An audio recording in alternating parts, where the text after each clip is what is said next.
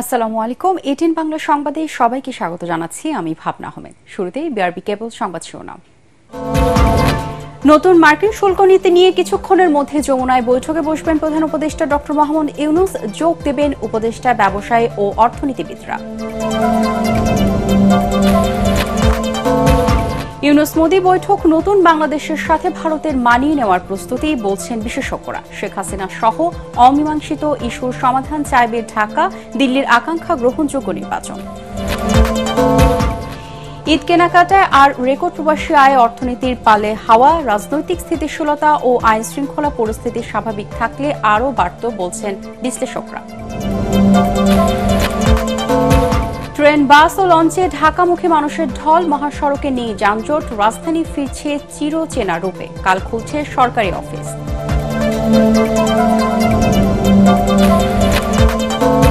এবং নামকরা হাসপাতালগুলোর বিরুদ্ধে ইচ্ছেমতো মেডিকেল টেস্ট ফি নেওয়ার অভিযোগ, শিগগিরই ব্যবস্থা স্বাস্থ্য মন্ত্রণালয়। ভুল চিকিৎসায় ডাক্তারদের বিরুদ্ধে আইনি পদক্ষেপের হুঁশিয়ারি।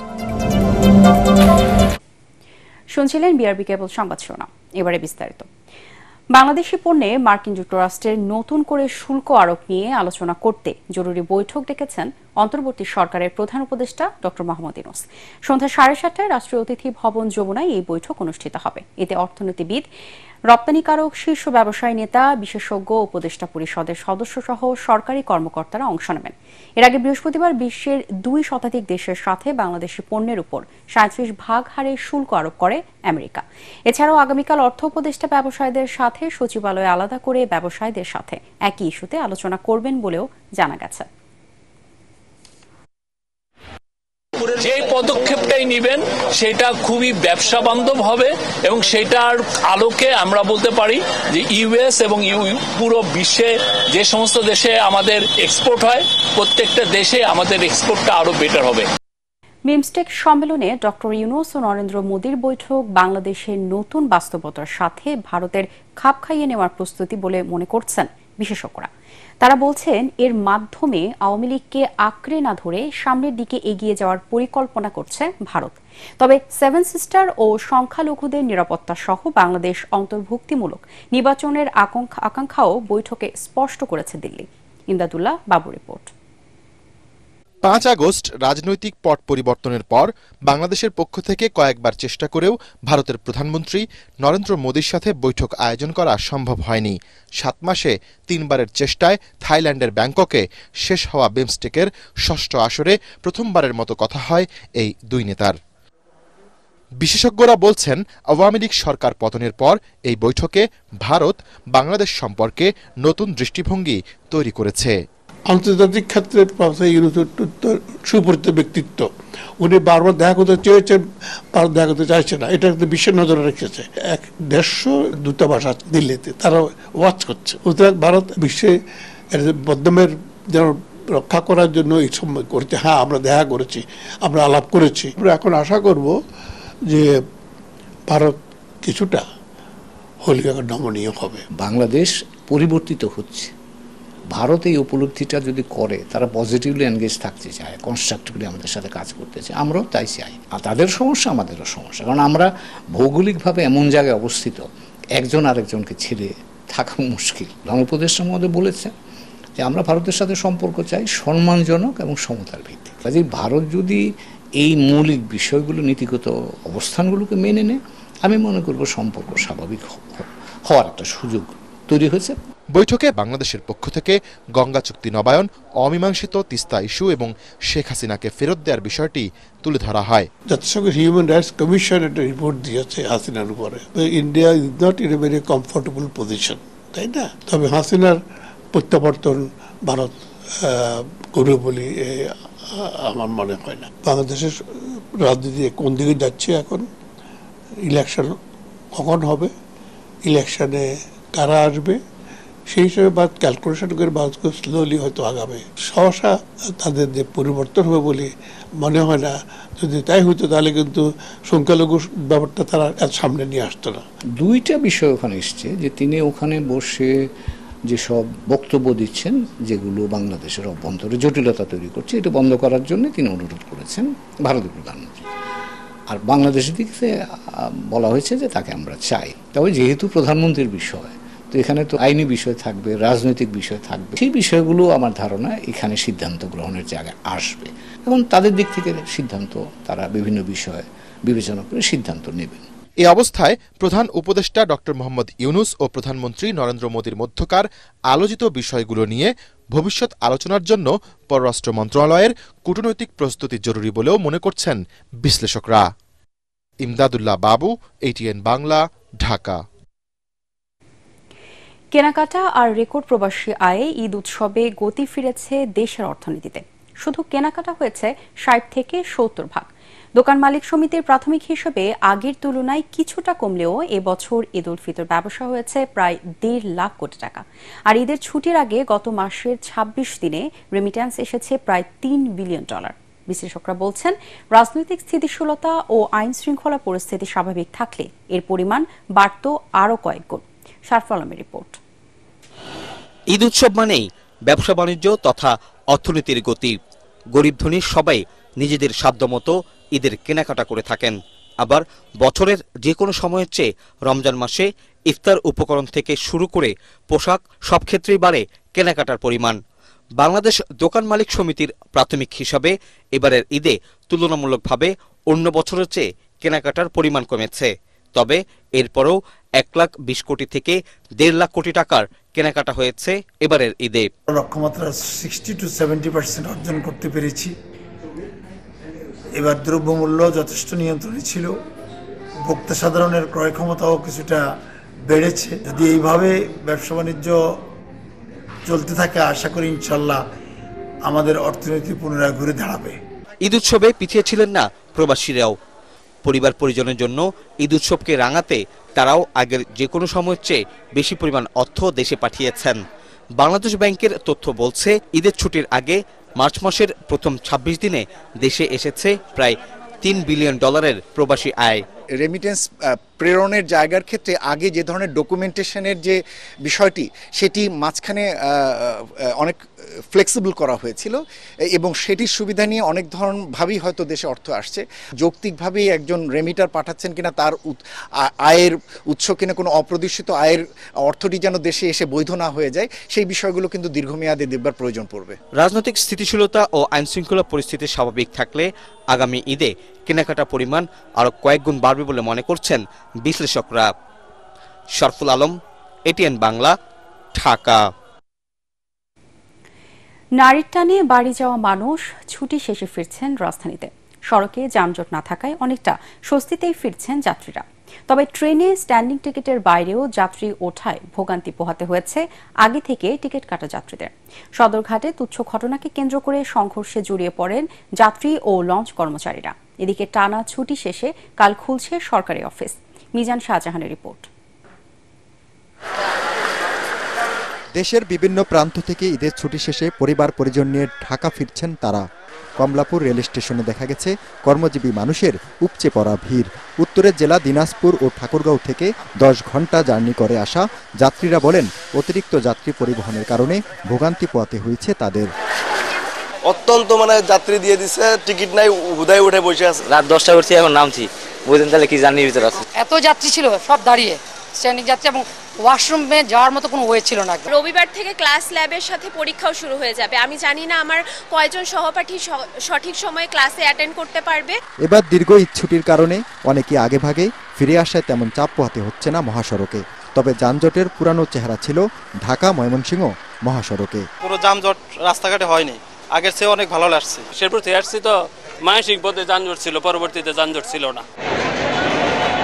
পদ্মা সেতুর কারণে ঢাকা বরিশাল রুটে লঞ্চ চলাচল আগের তুলনায় কমলেও বেড়েছে ভোলা ও আশপাশের নদী বেষ্টিত এলাকাগুলোতে।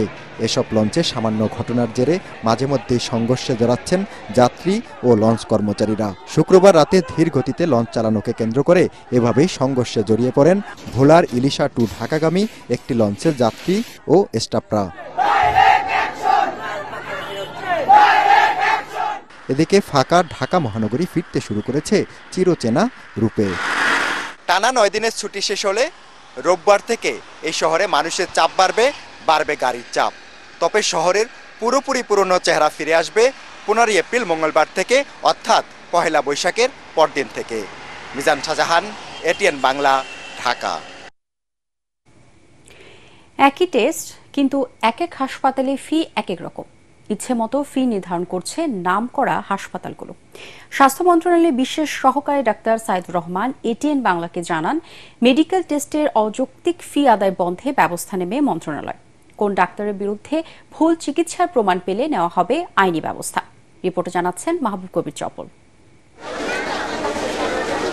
রোগ নিরাময়ে রোগ নির্ণয় জরুরি, কিন্তু ডাক্তার দেখাতে গেলেই বিভিন্ন পরীক্ষার লিস্ট ধরিয়ে দেন চিকিৎসকরা। টেস্ট করাতে গিয়ে নাভিশ্বাস ওঠে রোগীদের। সরকারি হাসপাতালের সাথে আকাশ পাতাল পার্থক্য। বেসরকারি হাসপাতালের টেস্ট ফির ইচ্ছেমতো নির্ধারণ করে রোগীদের কাছ থেকে বাড়তি টাকা হাতিয়ে নিচ্ছে, যেন দেখার কেউ নেই। এবার সেখানে লাগাম টানতে যাচ্ছে স্বাস্থ্য মন্ত্রণালয়।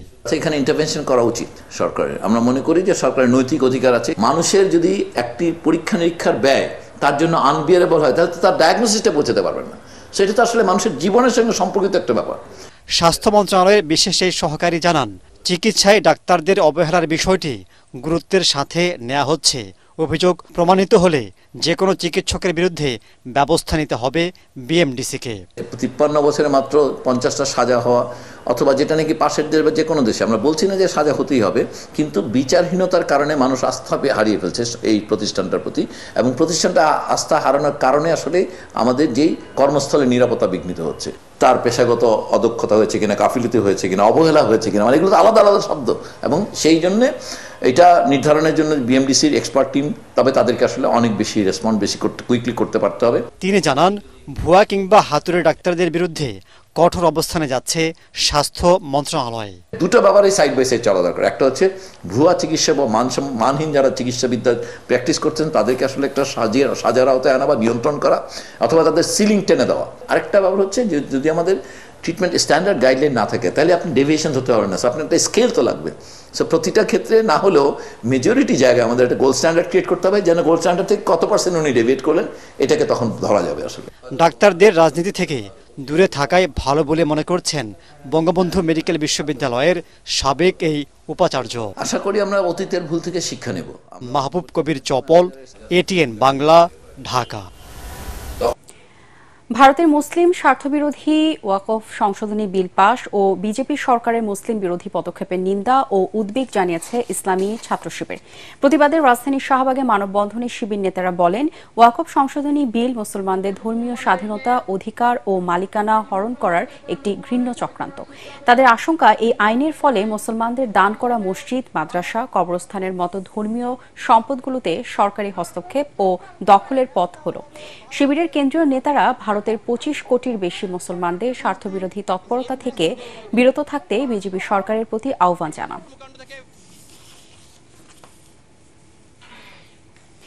বাংলাদেশের মতো সাম্প্রদায়িক সম্প্রীতি অন্য কোথাও নেই বলে মন্তব্য করেছেন স্বরাষ্ট্র উপদেষ্টা জাহাঙ্গীর আলম চৌধুরী। সকালে নারায়ণগঞ্জের বন্দরে মহা অষ্টমী পুণ্যস্নাতোৎসব পরিদর্শন শেষে তিনি এই মন্তব্য করেন। উপদেষ্টা বলেন, দেশের সাম্প্রদায়িক সম্প্রীতি বজায় রয়েছে।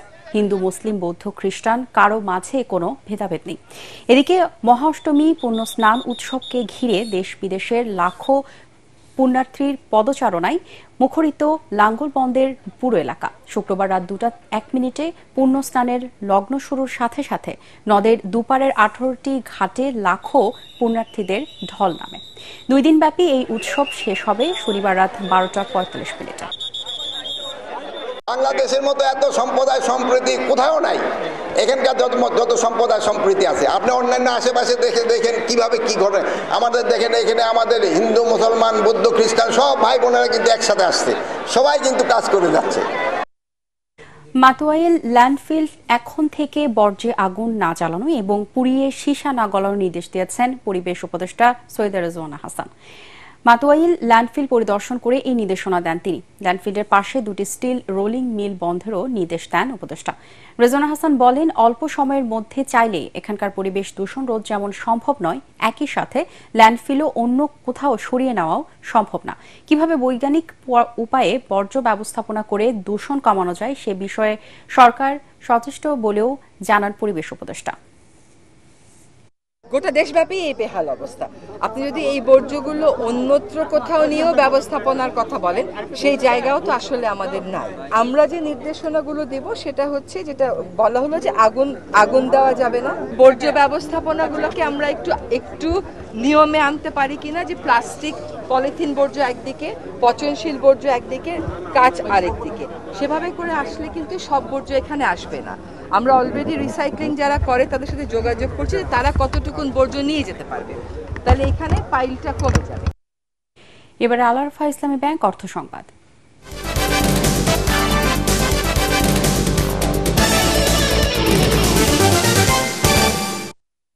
পবিত্র ঈদ উল ফিতরের ছুটি শেষে ব্রাহ্মণবাড়িয়ার আখাউড়া স্থলবন্দরে আজ থেকে আবারও শুরু হয়েছে পণ্য আমদানি রপ্তানি।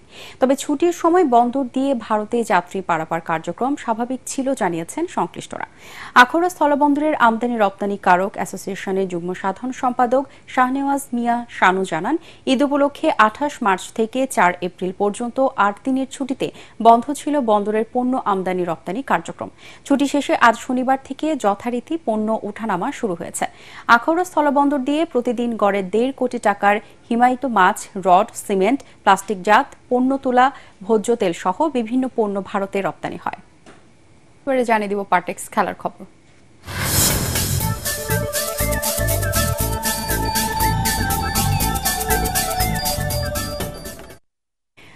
মাউন্ট ম্যাগনুইয়ে তৃতীয় ও শেষ ওয়ানডে 43 রানে জিতে পাকিস্তানকে 3-0-তে হোয়াইট ওয়াশ করল নিউজিল্যান্ড। এতে সিরিজের 8 ম্যাচে 7টিতেই হেরে নিউজিল্যান্ড সফর শেষ করল পাকিস্তান। টস হেরে ব্যাট করতে নেমে 42 ওভারে 8 উইকেটে 264 রান তোলে স্বাগতিকরা। দলের পক্ষে সর্বোচ্চ 59 রান করেন অধিনায়ক মিচেল ব্রেসওয়েল। ওপেনার রিস ম্যারিও করেন 58 রান। পাকিস্তানের বোলারদের মধ্যে আকিব জাভেদ 62 রানে 4 উইকেট তুলে নেন। জবাবে বাবর আজমের 50তেও 221 রানের বেশি সংগ্রহ করতে পারেনি পাকিস্তান। কিউই মিডিয়াতে পেসার বেন সিয়ার 34 রানে 5 উইকেট তুলে নিয়ে পাকিস্তানের ধস নামান। শেষ করার আগে বিআরবি কেবল সংবাদ শিরোনামগুলো জানিয়ে দিব আরেকবার। নতুন মার্কিন শুল্ক নীতি নিয়ে কিছুক্ষণের মধ্যে যমুনায় বৈঠকে বসবেন প্রধান উপদেষ্টা ডক্টর মোহাম্মদ ইউনূস। যোগ দেবেন উপদেষ্টা, ব্যবসায়ী ও অর্থনীতিবিদরা। ইউনূস মোদি বৈঠক নতুন বাংলাদেশের সাথে ভারতের মানিয়ে নেওয়ার প্রস্তুতি বলছেন বিশেষজ্ঞরা। শেখ হাসিনা সহ অমীমাংসিত ইস্যুর সমাধান চাইবে ঢাকা, দিল্লির আকাঙ্ক্ষা গ্রহণযোগ্য নির্বাচন। ঈদ কেনাকাটায় আর রেকর্ড প্রবাসী আয়, অর্থনীতির পালে হাওয়া, রাজনৈতিক স্থিতিশীলতা ও আইন শৃঙ্খলা পরিস্থিতি স্বাভাবিক থাকলে আরও বাড়ত বলছেন বিশ্লেষকরা। ট্রেন, বাস ও লঞ্চে ঢাকামুখী মানুষের ঢল, মহাসড়কে নেই যানজট, রাজধানী ফিরছে চিরচেনা রূপে। কাল খুলছে সরকারি অফিস।